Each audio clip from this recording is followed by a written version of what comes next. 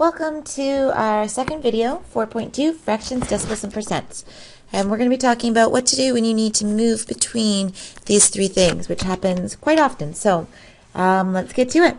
Now, please fill in the blanks as you go along. You can notice here, right, that represents a whole. Now, there are 1, 2, 3, 4 sections. So if we were to put that as a fraction, we've got three of the four sections colored, or it's a fraction known as 3/4 or 3/4. Now the decimal and percent conversion for these might jump out at you a little bit easier than others. If we look at the fraction, this fraction is 0.75%. A couple ways to do that, right? Now we'll talk about how to do those in a second, but I just want to point out that 1.0 would be the entire whole, right? Or a fraction of 4/4. Anything smaller than a numerator 4 is going to be a decimal less than 1. Same thing with a percent. If the whole thing was colored in, it would be 100%. So anything smaller than everything colored in, right, will be a percent less than 100, or in this case, 75%. So something to circle and make note of here, and we'll use this in our next question, says if we're going to change the decimal to percent, multiply by 100. Right, so that's what happened here. We took that 0.75, multiplied it by 100, and out popped 75. Add the percent symbol, we're good to go. All right, so let's try some of these on the side. Now it says, show each diagram as a fraction, a decimal, and a percent. So right off the bat, right, you don't need to do them in any particular order. Most people will find these easier to start as a fraction, right? There are 4 sections, so the denominator is 4. 1 is shaded in, so it's a fraction 1/4. Now, to get to the decimal part, I would say some people might want to do an equivalent fraction over 100, right? That would be fine. I'll show you how to do that in a minute. But for now, the easiest thing would be 1 divided by 4. Right? Remember that fraction line also means divide. So when you do that, in your calculator, out pops the number 0.25. Right? Back to our rule over here, multiply by 100.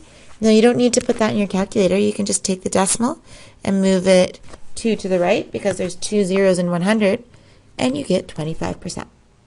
So pause the video here and try the following 3 below. Welcome back. So let's talk a little bit more about what percent actually means. Right, now, fractions, decimals, and percents can be used to represent numbers in various situations. And you see them everywhere and probably don't think too much about them. In stores, with money, with finance, with any sort of statistics, right? Marks on tests, right? You often see percent.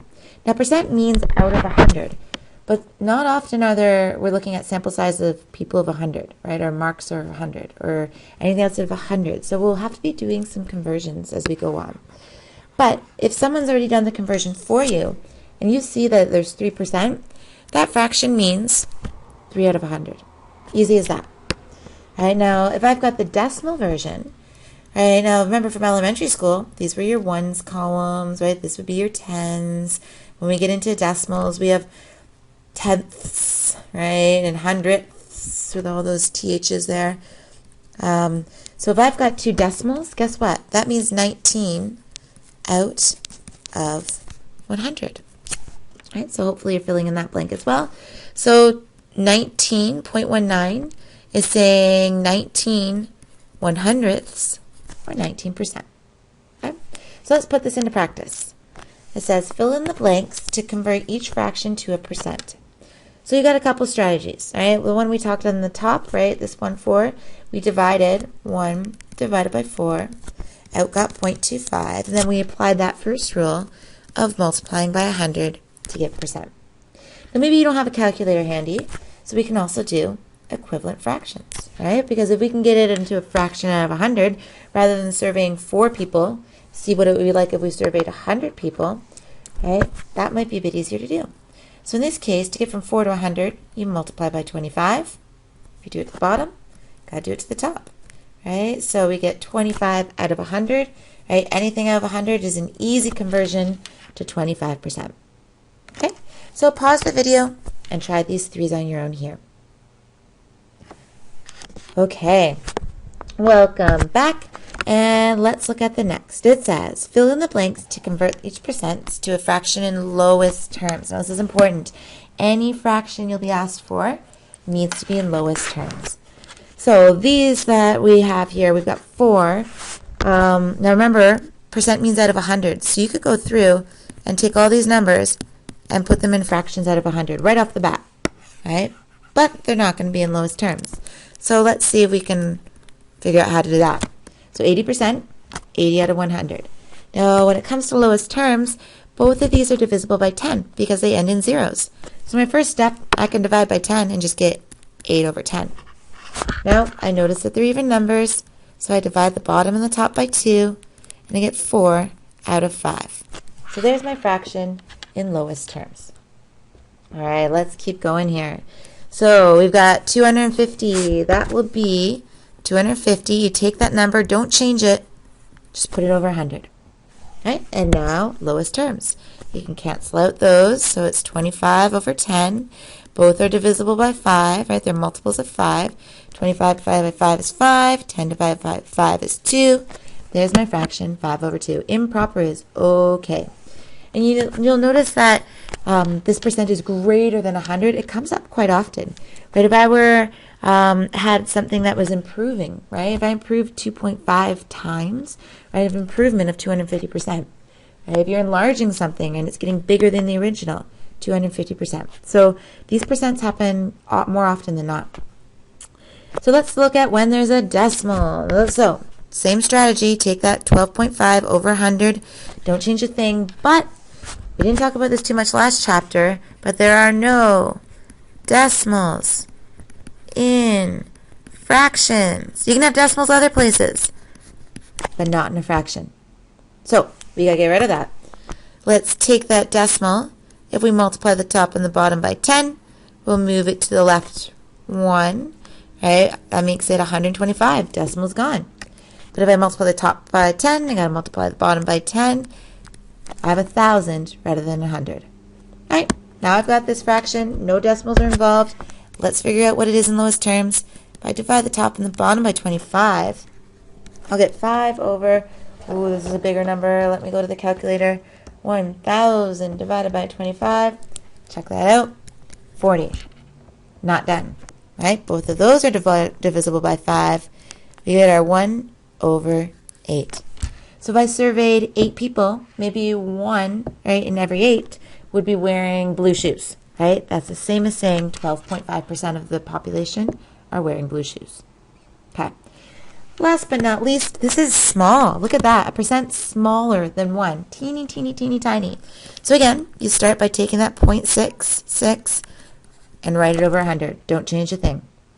Got to get rid of that decimal now. So rather than multiplying by 10, I'm going to multiply by 100. 1, 2, right? Gives me 66. Multiply the bottom by 100, right? Add 2 zeros. Now, time to put it in lowest terms. That might not be easy to see off the bat, but I know that they're both divisible by 2. So that takes me 33 over 5,000, and I think I'm done. 33 is a prime number, right? It doesn't go into 5,000. So 0.66 is like saying 33 people out of 5,000. Okay. Hopefully you're holding on, right? If you have any questions, pause, write some questions down here that you maybe want to ask in class, right? And let's turn the page over and start the back. Okay, so what I'd like you to do is try this on your own, right? Then pause the video, right? And go through the solutions with me after. Getting lots of emails there. All right, pause now, see what you can do. Okay, welcome back. So when you're solving these, it doesn't matter what order you do them. I could go to the percent first, I can go to the fraction first, maybe I want to go from percent over to the fraction. Completely your choice. Sometimes one might be easier than the other. So I'll try to show you some different strategies to do all different ways. Now for me, right, to get from decimal to percent, I know I multiply by 100. Right? That'll be true for all of these that you do. Decimal to a percent. Multiply by 100 every single time. So because I have the decimal right off the bat, I'm going to multiply by 100. Don't need my calculator. Move the decimal over, and I have 13%. Now, rather than going from decimal to fraction, once I have the percent, I know that I just take that percent and put it over 100. Right? Easy peasy, 13 over 100. Can't go into lowest terms, you're done. So give yourself a check. Right? If you got that first one, well done. Let's keep going.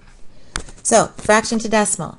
Right now, because the fraction's over 100, right, that's the same as saying 23%. That was easy.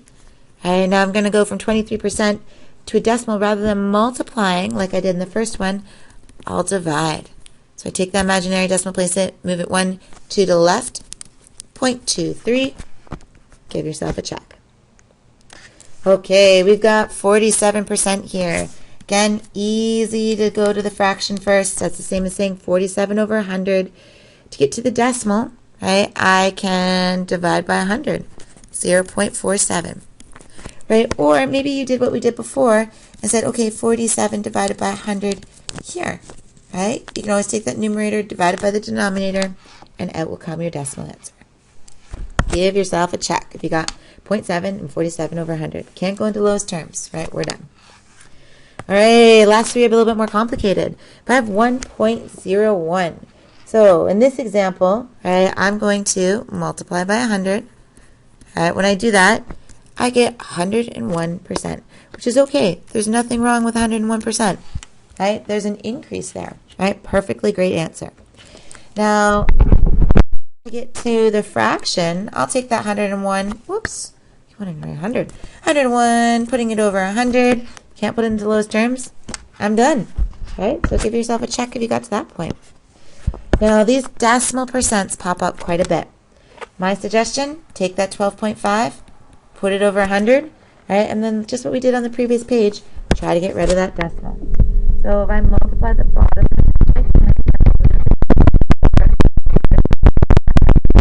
remember we did that question before, 125 over 100, lowest terms, is 1 over 8.